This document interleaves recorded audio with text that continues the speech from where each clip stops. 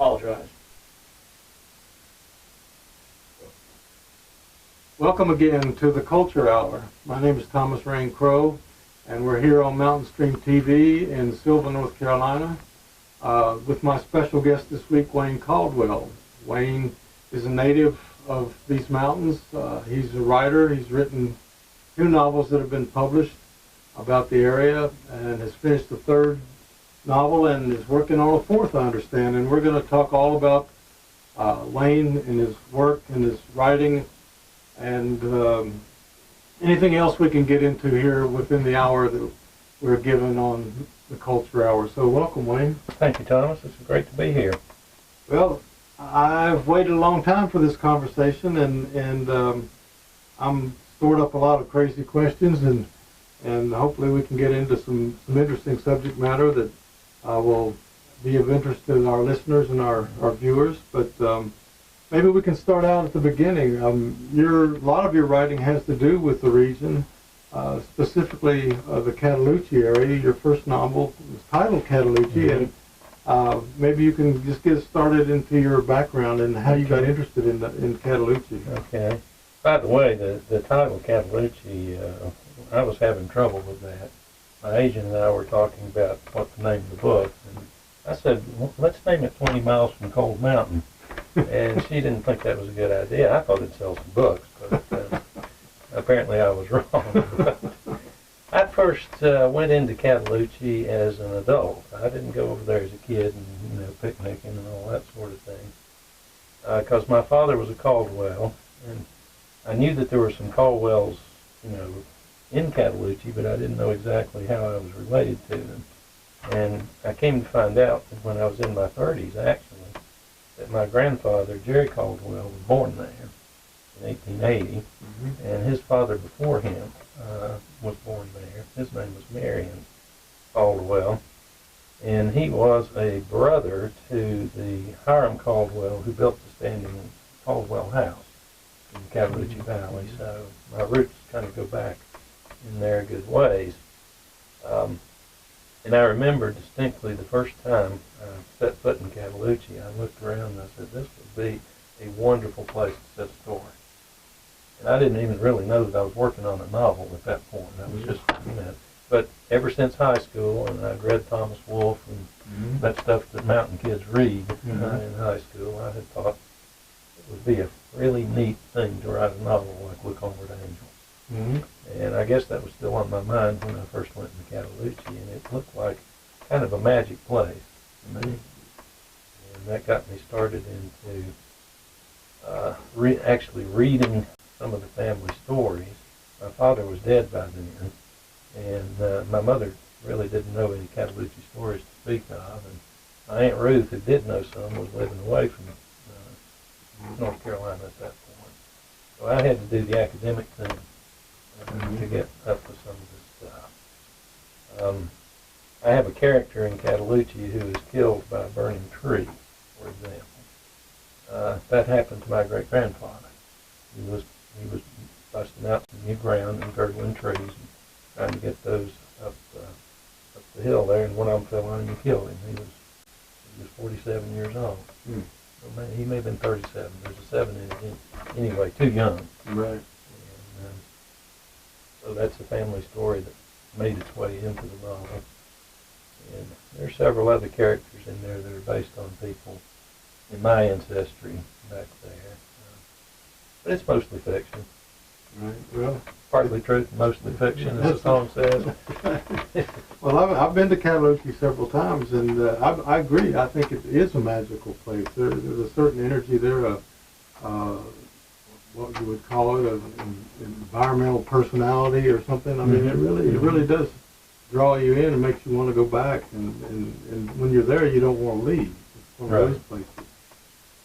So I understand your connection and your attraction to the place itself, and you kind of have written your Look Homeward Angel. I mean, the book was well received. I don't know how the sales were on the book, but we won't go into that. We don't need to go into the dollars and cents, but it was well reviewed, well received, and well read. And it's 10 years old and it's still in print. Right. And not every author can say that. That's right. That's exactly right. So I'm kind of proud of it. Yeah, no, we all are, and we're all proud of you. And I think that what you've done, it seems to me, is you've I don't know if you intended to do this, probably not at the beginning, but you've written a trilogy, taking generations through this process of being here in the mountains and the changes that have come with the mountains and the culture and all. Well, I certainly didn't set out to write a trilogy. Matter of fact, I didn't have any better sense than to think I could sell a 600 or 700 page manuscript. You know, Stephen King can do that. I can't do that. But once I found an agent and she had shopped it around, they decided to make 2 books out of this, what I thought was one novel. So Catalucci was first, and then Requiem by Fire came from that.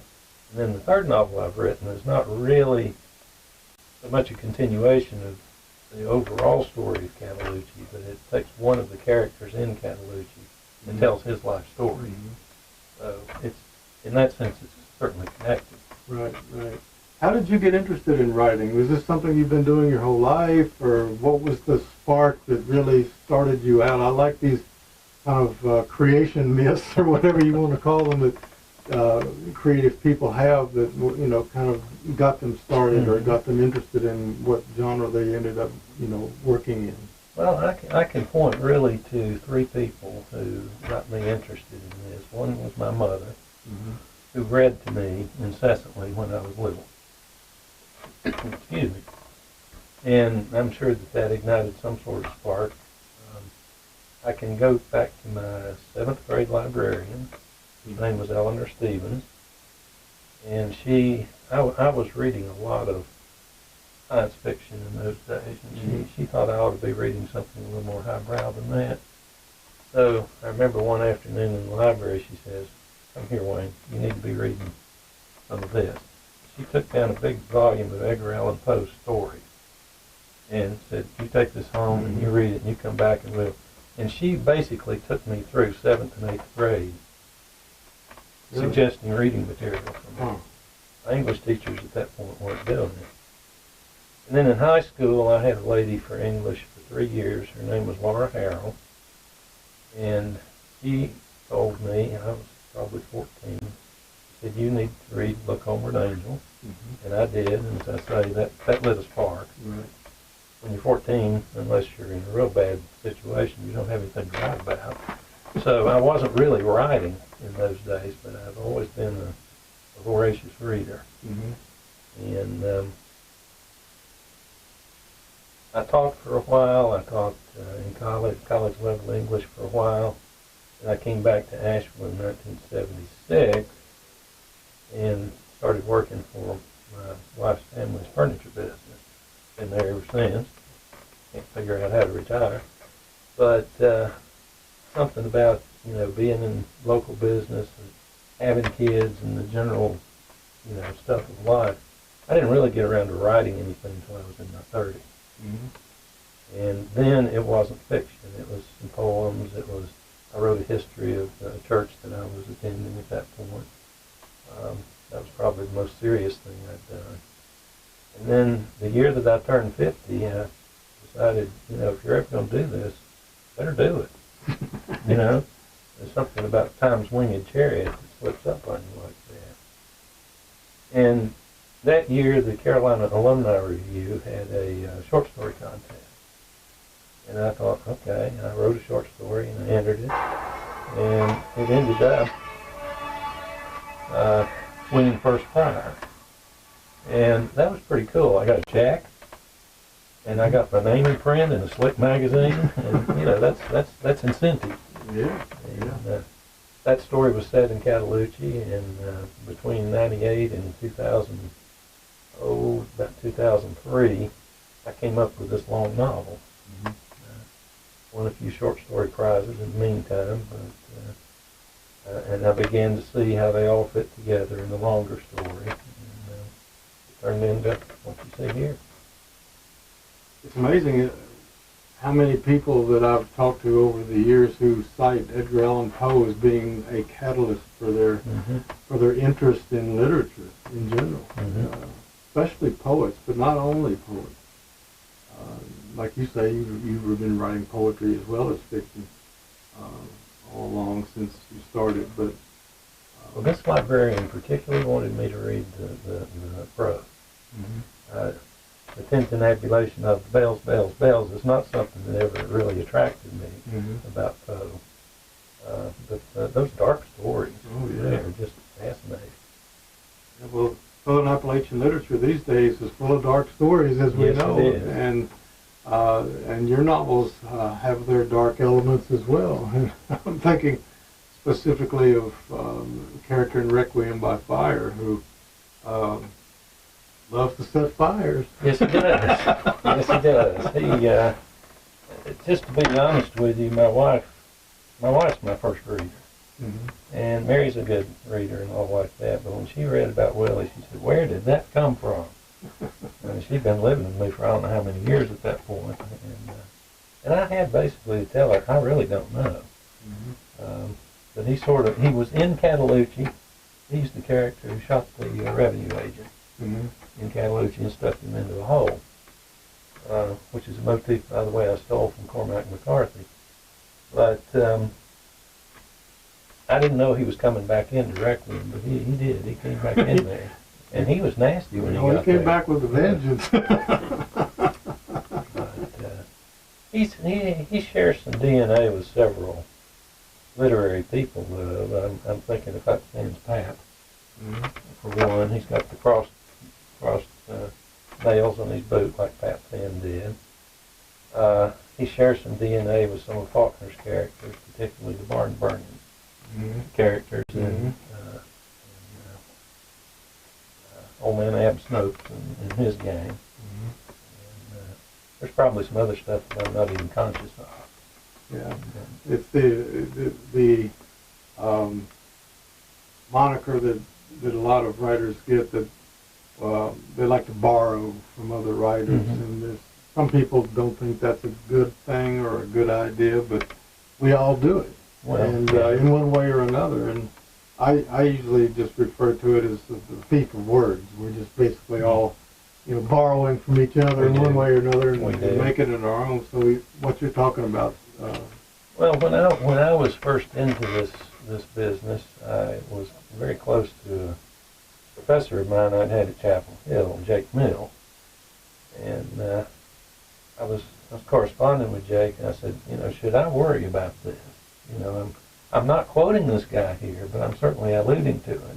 He said, "You took Renaissance literature with me, didn't you?" And I said, "Yeah." He said, "Those people stole from each other all the time. You're no better than they are."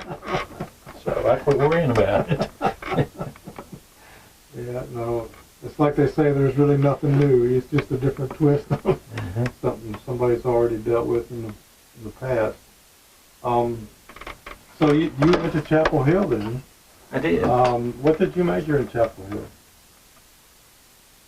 The first year I majored in drinking,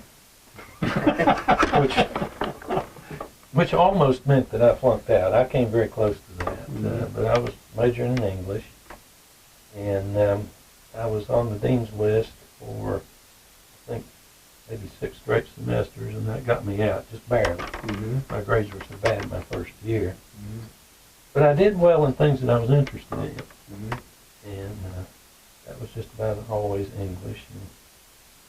And then I went to graduate school at Appalachian State, and got a master's degree in English, and then I ended up with a PhD from Duke University in English. And my focus there probably should have been American Lit. It wasn't. What was it? It was British 17th century devotional poetry. Good grief. Yeah. My dissertation subject was George Herbert. I knew a lot about John Donne and Andrew Marvell and all those Cavalier poets and all of that sort of stuff in through there. But and I was introduced to Faulkner very offhandedly at Appalachian in a course that asked me to read Go Down Moses. And I think if there's a Faulknerian influence in these books, I would owe a lot of that to that particular book. I can see the episodic structure of it and all of that was a conscious model. I can see the influence of Faulkner in your book. Never thought about it specifically, but now that you've mentioned it, I can see that. Mm-hmm. We owe a lot to, what was it Flannery O'Connor called him, the Dixie Limited. I think anybody in the South who writes anything owes a lot to Mr. Faulkner. Yeah, I've still got a piece of a brick from his walkway from his house down there that I shouldn't have taken, but I did. I put it when I was writing my first and only novel.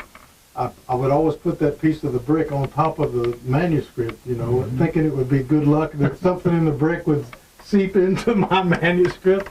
If that isn't naive, I don't know what is, but... well, anyway. I'll confess to you that I have a cup full of oak acorns that I picked up on his property there last time I was there, so I'm not immune to that superstition at all. Have you picked out something from Catalucci that you brought to read to us today? Is there something in specific that... Well, I could, I suppose. I haven't really. Just to give our viewers an inkling of what to expect, those that haven't already read the book.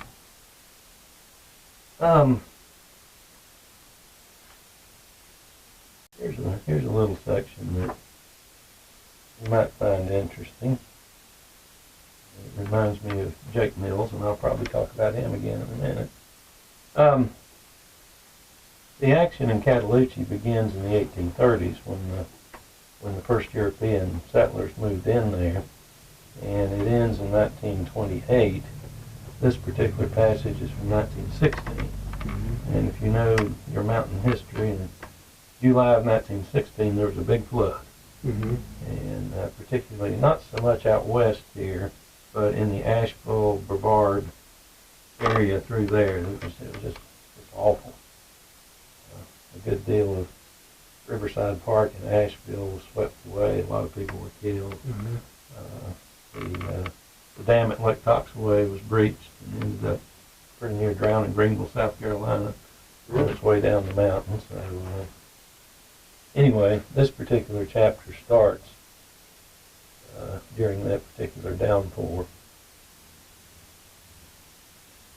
Hiram always said Mary could sleep through a war. And that night she snored softly beside him as lightning and thunder simultaneously shook the house. He got up 3 times, each time lighting the bedside lantern and taking it into every room and checking for leaks.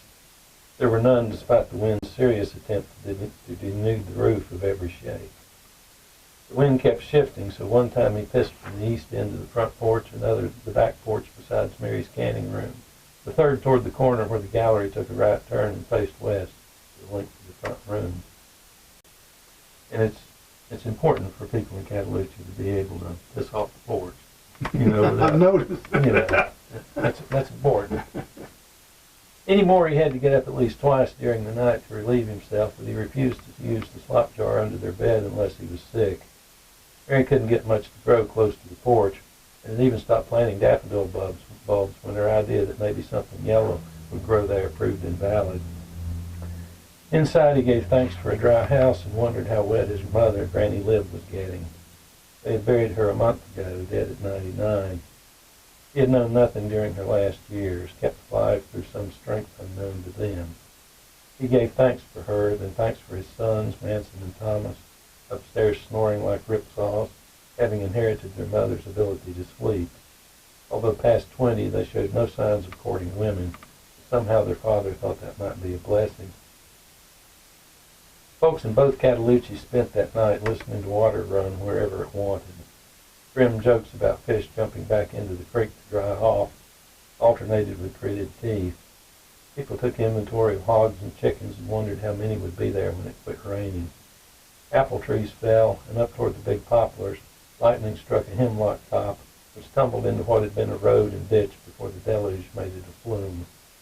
The 19-foot hempine spirit coursed down the mountain like a malevolent juggernaut.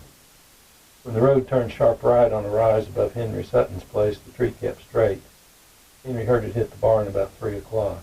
He got up and stumbled to the back porch, but see nothing except a sheet of water pouring from the roof edge.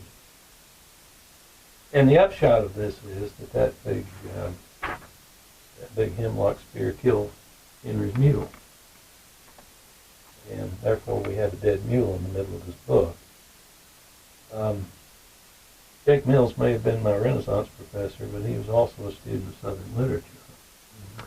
And he wrote an article published back in the 90s saying what I don't know the academic jargon for this anymore, but he called it a signifier in Southern literature. It's not that we talk about the land, and it's not that we're obsessed with family. It's not that we're talking about religion all the time. If it's Southern, it's got a dead mule in it. And he went on to list all of these Southern writers who had at least one dead mule in their work. And so I have dead mules in both of these books, just to honor Jay, if nothing else. But It doesn't qualify if there's not a dead mule for being Southern literature, I guess. the thing of it is, I've been keeping up with that since Jake died. And I found one, a dead mule, the other day, and of all places, Joyce Carol Oates. Really? Yeah. Now, it was a classical mule, and she was talking about the old Greeks who drowned mules before a battle, so they knew they were going to lose, so they drowned mules so the Spartans wouldn't get their mule. Huh. But a dead mule. Yeah, there it is. Yeah, I should have put a dead mule in Zorro's Field of my memoir of living over in Green River, because Zorro Guys lived off the land and lived, supported his family by what he could do by the sweat of his brow, and basically the mule was the workhorse in that family. Right, sure. And the story that I heard from Zorro and from his son as well is when that old mule died, Zorro not only dug the grave for the mule, but sat on the backside of the barn for a better part of the day and just cried. Yeah. I mean, it's real. I mean, these people depended on these animals. They sure did. And mules were a lot more sure-footed than horses. And, they had their place. I don't know, that may give you a little flavor of Caldwell. It's a slow story, but I think it unfolds very nicely. It's very prototypical of the mountains in that time period. I found it to be very authentic. And I think our readers will too. Those of you who haven't read Caldwell are in for a treat, and I hope you'll go wherever you need to go, wherever you buy your books, and get a copy. And try to do that from an independent bookstore when you can. That's right. Absolutely. So Catalucci's followed by Requiem by Fire, and so what was the process, the progress, the procession from one novel, the storyline from one novel into the second book? Well, the historical line here is we establish European settlers' presence in Catalucci in the 1830s. And then in the 1930s, the government comes in and takes over the land for the Great Smoky Mountains National Park. So you've got about 100 years here that were stable, land was inherited, due course and all of that kind of thing. And then beginning in 1928, when North Carolina created what they called the National Park Commission, beginning in 1928, that way of life began to die. And Catalucci itself ends in 1928 with the trial, and I won't get into that, but the Requiem picks up the very next day, actually, and takes us through the winter of, I believe it's 1934, maybe 1935, but the property in Tennessee and North Carolina was actually bought by the states in the late 20s, early 30s, and the land was deeded to the federal government in 1934. It didn't look like the states were going to come up with the money to do it, because when you're raising money from people who don't have any to begin with, that's hard to do, even in this day and age. And, I remember when I was a kid bringing nickels and pennies and quarters to school for the USS North Carolina. that they were going to make a memorial to Wilmington. Well, it was the same thing in Haywood County, Jackson County, and wherever. Kids were bringing their nickels to school for the national park. But that's not going to buy 500,000 acres of land. So people in Cataloochee really weren't all that worried about it until, I think it was 1920, it was late in 1928, the John D. Rockefeller Foundation said, we'll give you $5 million. And in 1928, that was a heck of a lot of money. And that was enough, with what the states had already collected, actually to buy the property. So that's when the idea of the park became a reality, through that big donation. And Requiem by Fire is the story of that. The people were given a choice. You can either take a check and leave, or you can stay, and we'll pay you a little less money, but you can lease your land on a year-to-year basis until you die, and then it becomes part of the park. You can't, you can't pass it on to your children.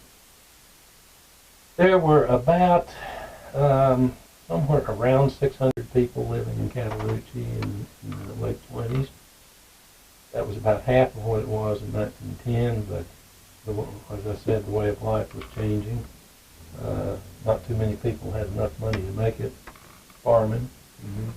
And they had opened a paper mill in Canton, and you could go over, and the young folks could go over to Canton, and they could work 60 hours a week, which was a lot less than they'd work farming, and they make $10 a week. So a lot of the young people were leaving. So, the way of life would have gone by the way anyway, but the park just sort of hastened that, I guess you'd say. If you stayed, you had some interesting possibilities. The government put all kinds of restrictions on you. You couldn't cut firewood. You could pick up deadfall, but you couldn't cut green trees. You couldn't break new ground. You couldn't fish with live bait. You had to use artificial bait. You couldn't make, possess, or sell whiskey. Well, that just about covers it. Your way of life is gone. Right. But I think a lot of them, there were some people who stayed just simply because they kind of smiled and said, I can get by with that. We'll just make this a little game. Right. Because you got 500,000 acres that are policed by 3 or 4 rangers. Right. So some people stayed. Most people actually left. I'd say probably 95% of them took the check. In 1929, the stock market's crashed and the government's offering you cash money for your property. Yeah, okay, I'll take it. A lot of them went to Maggie Valley and places real close and bought another farm or whatever. Although I can see that some women would have looked at their husband and said, I want central heat, because they'd never had anything like that. But probably 95% of them stayed. The other 5% tried to put up with it. Just about everybody was gone by the early 1940s. Uncle Steve Woody, I guess, was the last one who, I think he died in 1942, somewhere around in there. They kept some people in the park just to keep it mowed and policed and that kind of thing. But that was basically the end of that way of life. So Requiem is the story of that. And the fire is on lots of different levels here. If I say to you today that there were about 600 people in Cataloochee when the government took it over, you're going to come into Cataloochee and say, well, where did they live? Because there's only 2 houses left in the big valley, a couple of barns, a schoolhouse, and a church. Well, they lived all over the place. And what the government did with those buildings was burn them. So, and I understand the government didn't want to take care of empty houses. Those people would have come back, first chance they got, so you'd have squatters to deal with. And then there's rats and, all of that kind of thing. So they did have sense enough to photograph everything before they burned it. And if you're lucky enough to find a copy of the historic building. I think the title of it is Historic Buildings of Cataloochee Valley or something like that. It's a government printing office book. Very rare now. But there's a copy in the Haywood County Library, and there's a copy in Pack Library downtown. I just about wore those things out. You know. But that's really the timeline of all of this. Every now and then, people get to thinking they want to upgrade the national park. Back in the 60s, there was a plan to put a visitor center in Cataloochee and link it to I-40 with a 4-lane road. And if you've come into Cataloochee, you know how that road twists and turns. And it's single track from parts to places. And I don't want to make it any more convenient for people to get in there.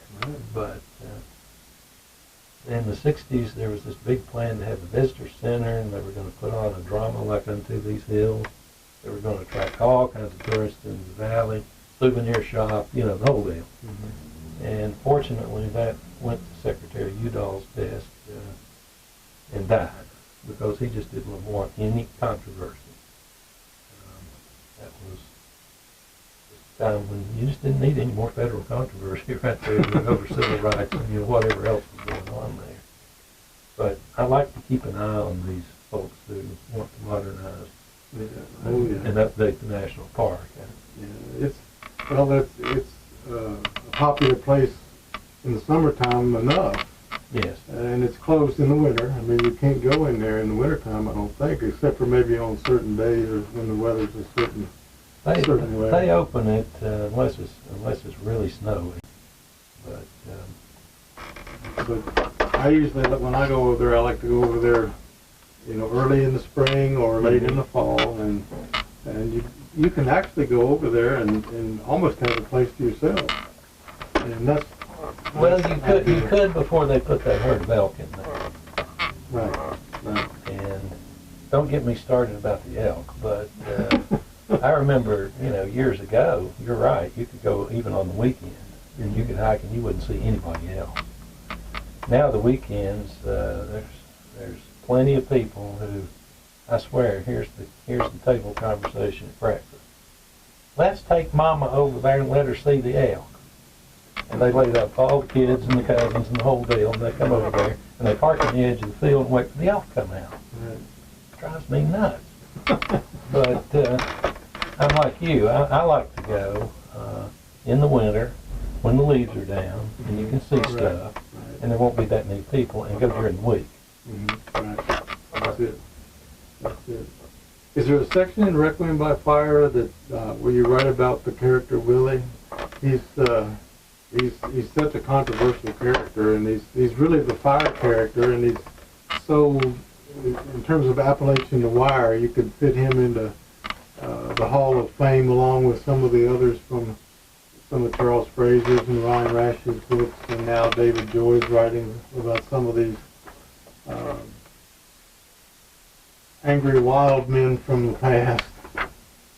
Well, I didn't know we were going to read about something that distasteful, but let me see if I can find something.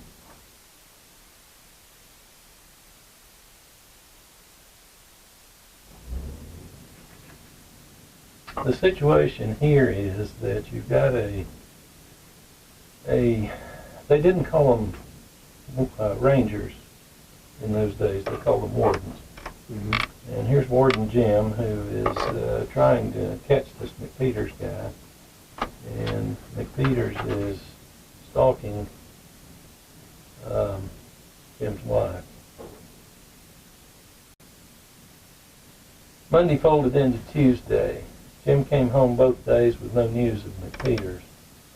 Nell, his wife, washed the insides of the windows with vinegar and newspaper and scrubbed the floors. Wednesday morning she decided to get out of the house long enough to wash the curtains, which the half-clean windows made look shabby. After checking on her kids, who, despite their father's objections, were allowed to sleep late in summer, she filled the pot, lit the fire, and looked around. Nothing seemed amiss, but she was aware of her heartbeat. Rearranging a curl and wiping perspiration from her upper lip, she noticed nothing moving except chickens and a solitary towhee scratching at the base of the big maple. The jaybird screamed but only seemed to warn of the barn cat, Nell's left. Suddenly the cat skittered behind the outhouse. Nell laid 2 more sticks under the pot and folded arms over her chest. Still. No breeze. No crows. Nell slowly walked toward the house. Her footsteps in the yard seemed as loud as Chinese gongs. Indoors it seemed no more threatening than normal life in such a place, but she nearly jumped when Jim's dogs barked, tentatively at first, then earnestly. Not the music of chase, but a chorus of "I'll rip its guts out." She ran from the kitchen across the dog trot to the children's rooms. "Mama want me to make them be quiet?" asked Mac, who had crawled out of bed to look out the window. Little Elizabeth thrashed groggily in her bed. "Hush, son, stay in here." She went to the porch and crossed the dog trot again. Parting the gauze curtains in the kitchen, she peered toward the road. Across it, in a patch of incipient woods, mostly tulip trees and scrub hemlocks, was a tree, walking. No, she thought, look again. It floated fog-like to the edge, then stood as still as a cigar store Indian. No tree, but a man, intently watching something to her left. The dogs raised holy hell. Nell returned to the kitchen and locked the door, hoping the man would not hear the click that seemed to her as loud as hammer on anvil. At the window she saw the figure had moved toward the road. He held a rifle in his left hand like a suitcase, and rubbed his crotch rhythmically with his right, eyes focused toward the creek. Good God, that's nasty, she thought. What kind of wickedness struts after a washpot? Oh, my God, what if he decides to come in here? She ran to the pantry. Jim had given her a .32 Smith & Wesson not long after they'd moved. He had had in mind protection, but Nell had thought it fun.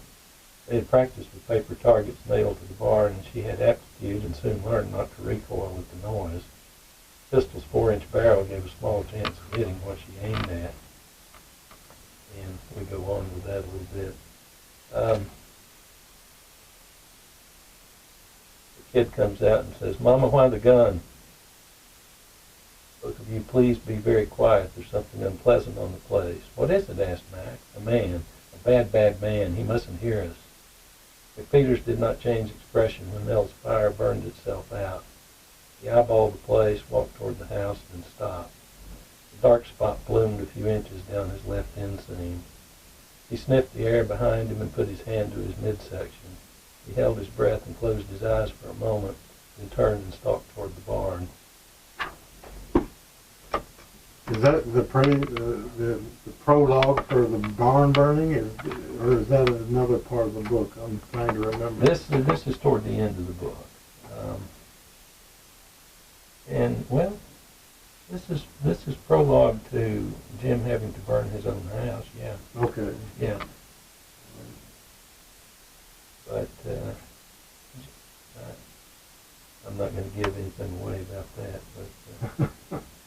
But.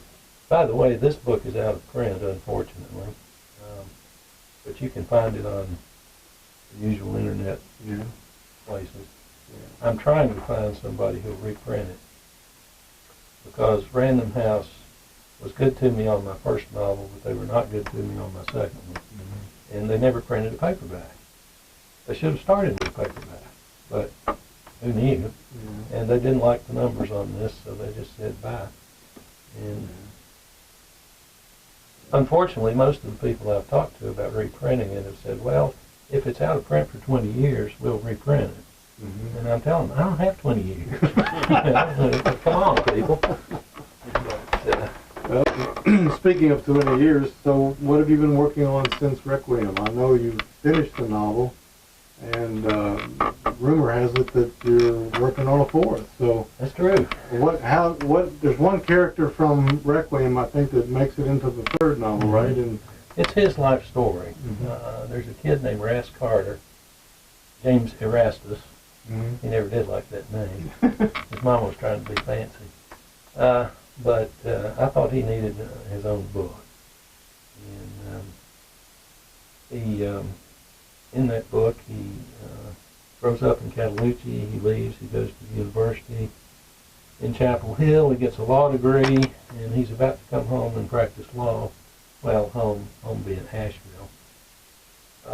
And World War II happened, and he's shipped off to Europe as a combat historian in Italy and France. And then when he comes home, he starts law practice and gets married and lives happily ever after. And I think that's why nobody wanted to publish it. Had a happy ending. He had a happy ending. Yeah. That's the kiss of death. So I put it in the metaphorical drawer, and when I get through with this fourth one, I'm going to go back and I think the stuff up to World War II is really good. It's the best writing I've ever done. Mm-hmm. But I need to make something happen in the last part of the book, so we'll figure what that is out. There should be enough dirty politics in Asheville to give me plenty of material for that. Yeah, well, if not Asheville, there are other places where you can draw from these days, for sure.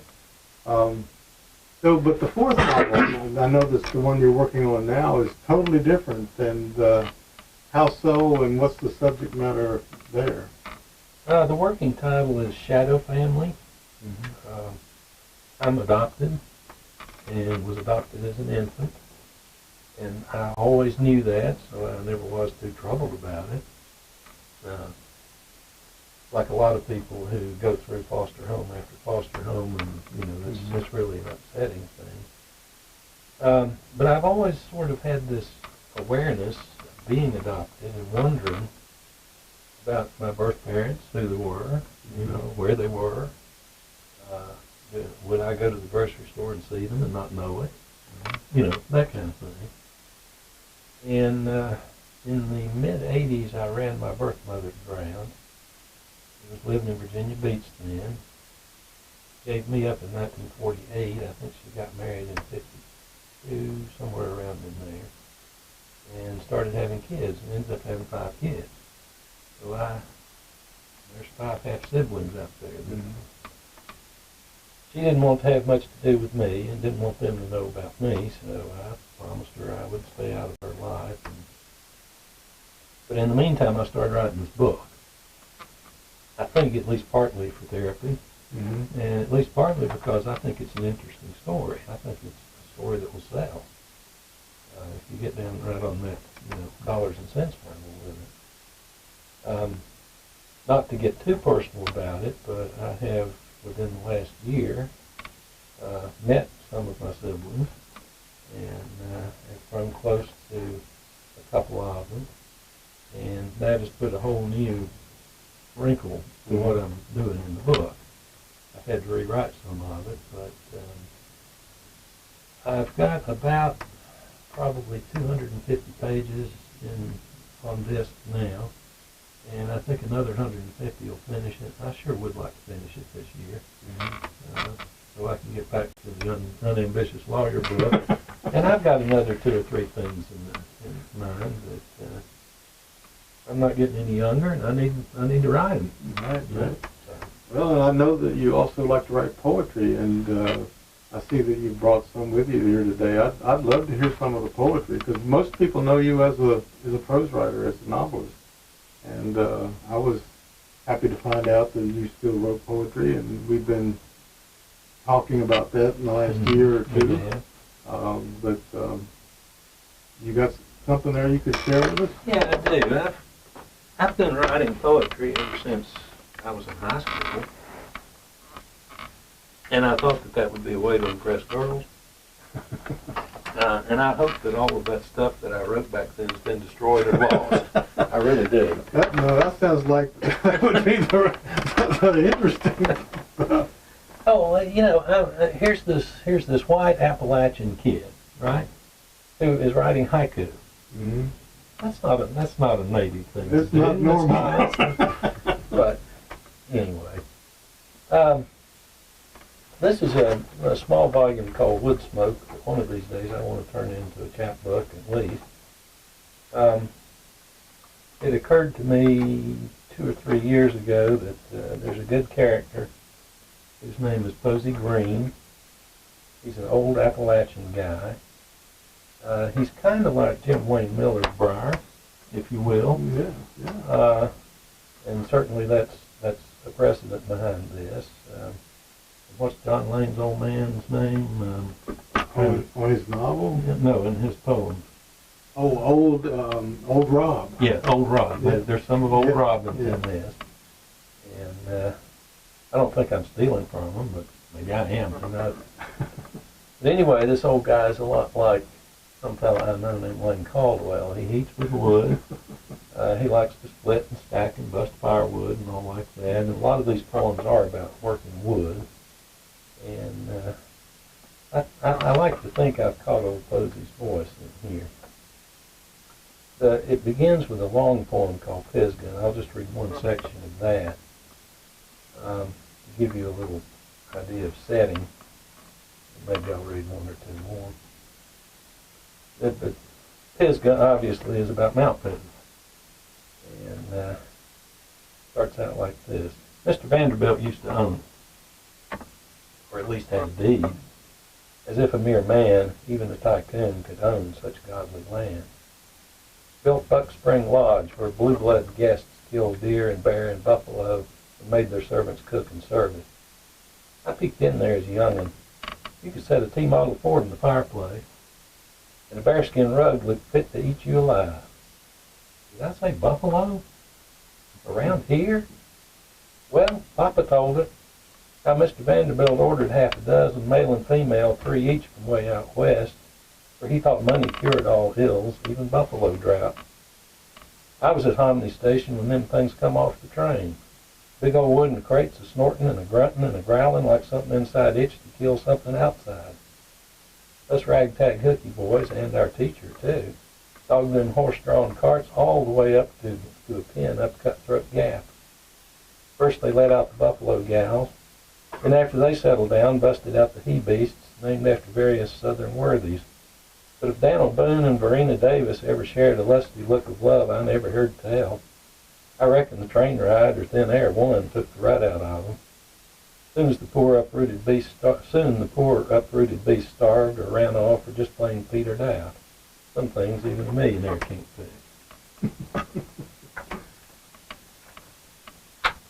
I remember we talked earlier about the buffalo roaming around here in the mountains, and they just disappeared. And nobody knows what happened to them. There's a section on the parkway called Out Pasture, which is where those buffalo were let out. And they used to call it Cutthroat Gap. And I know there's a story there, but the parkway people thought Elk Pasture would be, a little more palatable.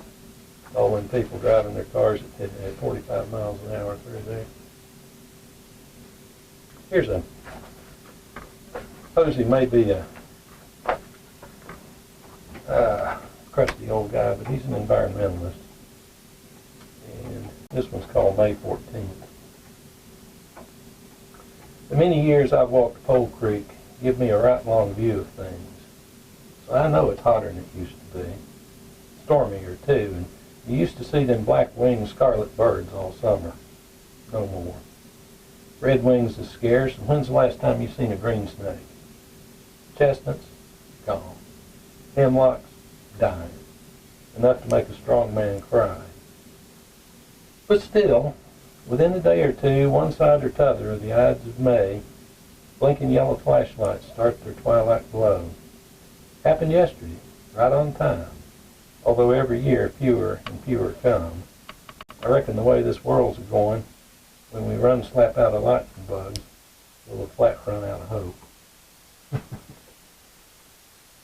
So that gives you a little flavor of old Posey. I'd like to see these things in print one of these days. 2 of them are going to be in an anthology this fall called, I think, an Anthology of Appalachia. That a young lady out at Western Carolina's put together. Yes, I know about that. He's accepted 2 of them, and I think May 14th is one of them. So. Good. You got any poems there that Posey's not in, or? Yeah, actually. That are fit for a mixed audience?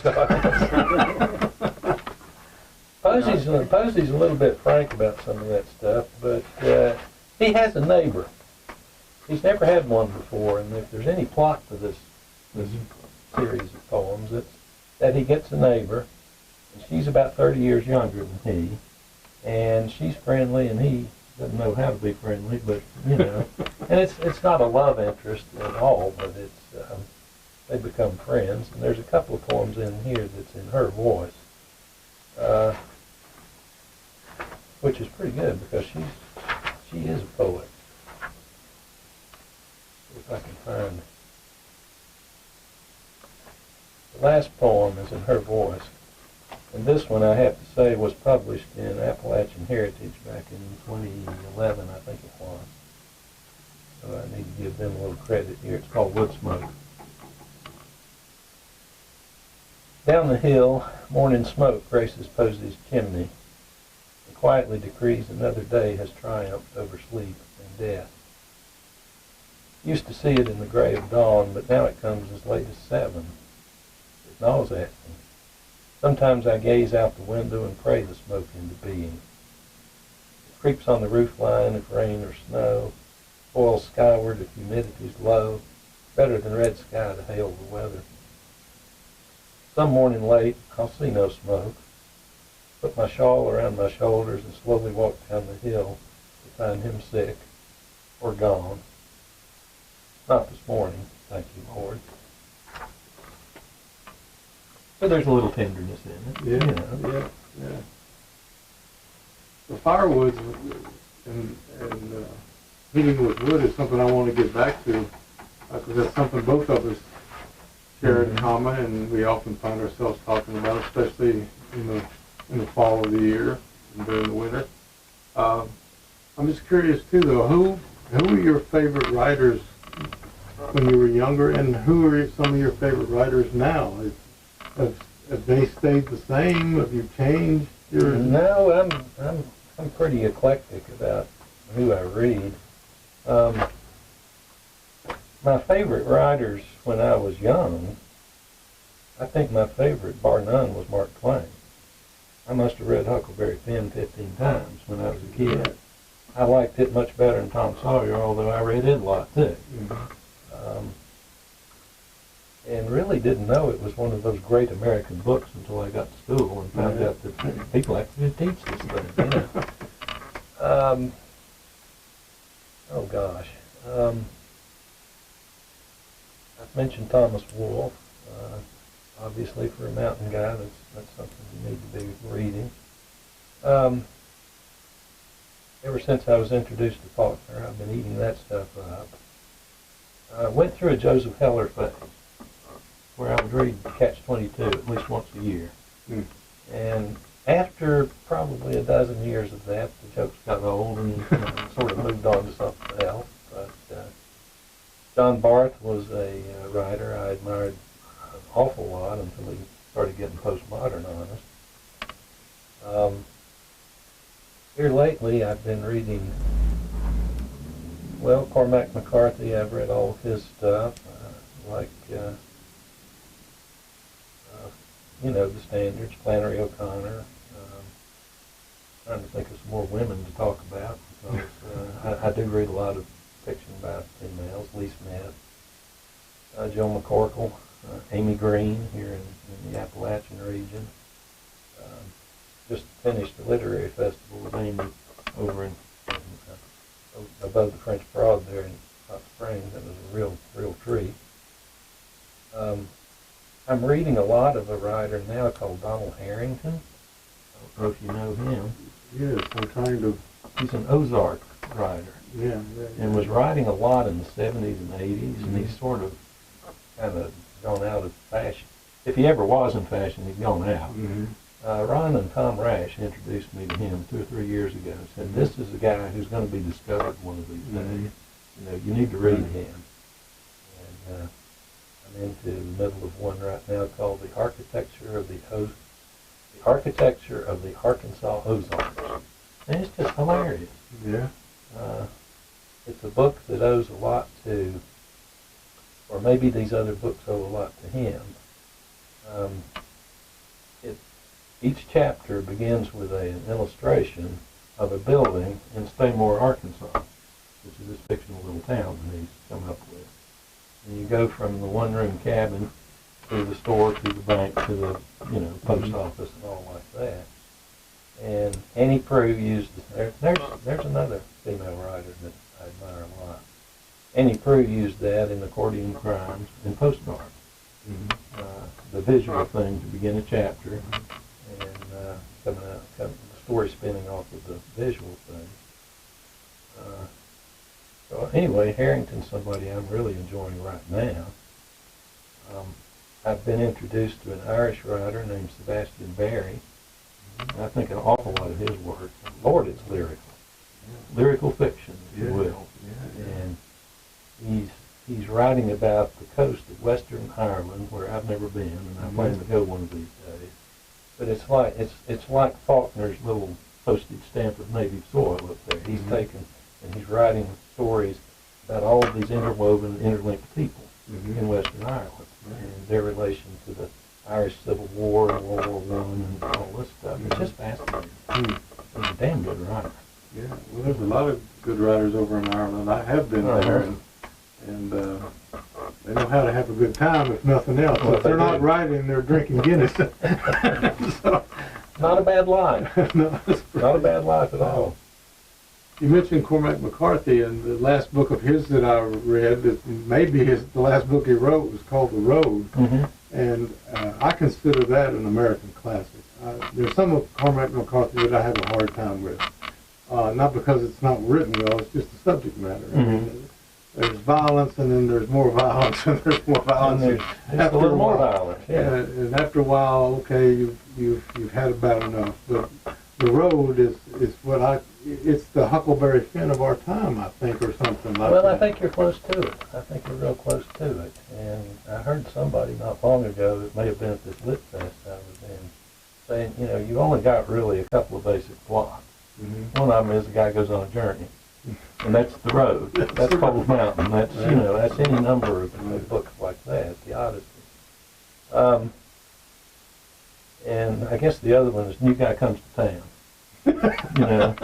So you got High Noon and all of those kinds of stories. But it may well sort out that you're right about The Road. I thought it was an awfully dark book. But then there's not a whole lot of sweetness and light in Cormac McCarthy at all. At the end, he leaves you with a little hope. There's just a little crack. Yeah. It's what they call crack light here in the mountains, Yeah. You have a book by that name, I believe. I think somebody told me I did. I think. I think when that book first came out, everybody thought it was about drugs. It's not crack cocaine. It's about crack light. Right. But yeah, I think that book will endure where something like No Country for Old Men won't. I love No Country for Old Men. I've read it several times, but it's like watching a movie. Well, they made a movie. And the screenplay is. Ooh, it's dark. Yeah.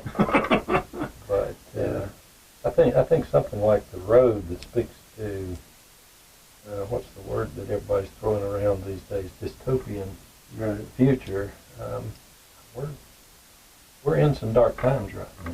And I think the Road speaks very, very, very eloquently toward that. Right. Well, it's kind of a warning sign. It's like, okay, be careful. You might get what you ask for. I mean, so pay attention, I think, is the underlying theme of that book. So it's getting, we're turning the corner in summer here, and we're feeling a little breeze for the fall. It's not too far off. And after fall comes winter, and you and I, we heat with firewood. How long have you been, working with firewood and working with wood, and what is your attraction to that? It's probably not something that either one of us have to do, but we've both been doing it for a long, long time. Well, I remember as a little boy, probably 8, 9, somewhere like that, my father had a chainsaw. He had an old yellow McCulloch chainsaw. And I wanted to use that thing so badly, but he wouldn't let me, and I'm glad, or I'd be sitting here legless or something.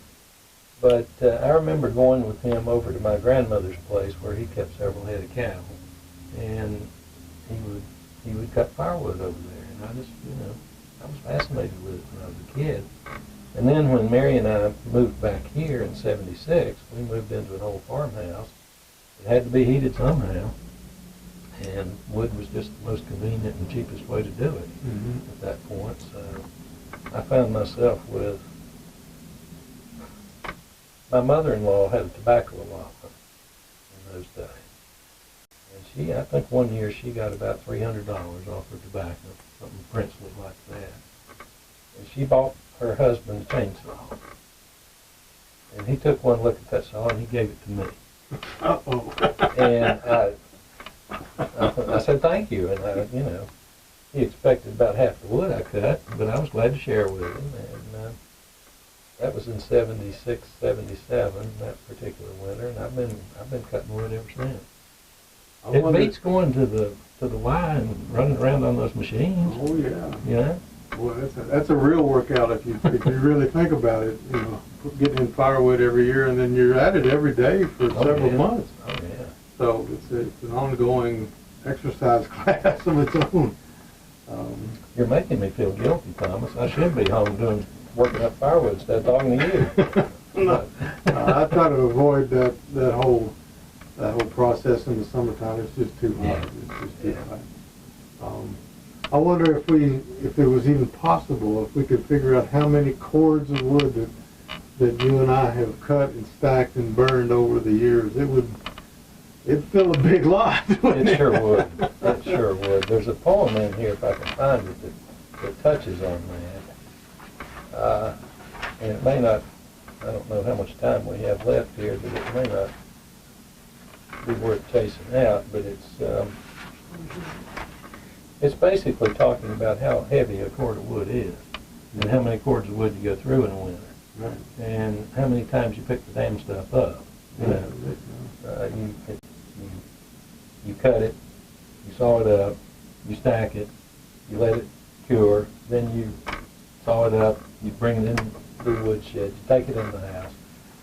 No wonder we're tired. And I think that's the last line of that particular poem. Yeah, I'd like to hear that one if you can find it. That would be a good one for us to end on here today.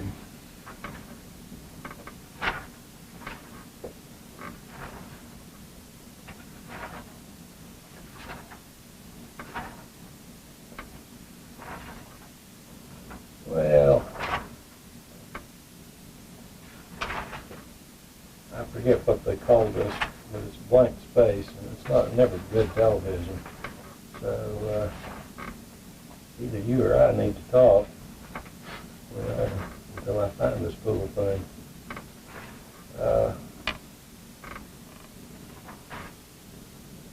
Here it is. It's called Striking a Chord. There you go. I'm given to puns, by the way. Sometimes a man would just as soon not know everything. My son found a paper telling what a cord of wood weighs, and I was fool enough to read it. A cord of green wood averages 2 tons. Cured, 1.5 tons. 7 cords last winter makes 14 green tons cut, stacked to age in the woodlot. Once cured, 10.5 tons has to move at least 3 times. Once to the wood yard, once when you split and stack, once to the house. From living tree to wood stove, that's dang near 46 tons, 92,000 pounds a year, every year. And that don't count cook fires. Not to mention stray bowls wandering off down the hill or ornery sticks you just plain drop. No bloomin' wonder I stay tired. Whoever said firewood warms you only twice needs his head examined. Well, that's a great one, and it's a good one to end on. And I want to thank you, Wayne, for being with us today and glad to be here, Thomas. Sharing this time. It's been a pleasure. And telling us about what you're doing and what you've done and what you will be doing, hopefully for a good long while longer. And for all of those of you out there watching, pick up a copy of Caldwell. It's in all your favorite independent bookstores. And Requiem for Fire is the other book of Wayne's that's available. Probably on the internet you can find copies of that. And I hope we have entertained and maybe enlightened your Friday morning this month, and I'd like to invite you back next month, same time, same place, for another edition of Culture Hour here on Mountain Stream TV.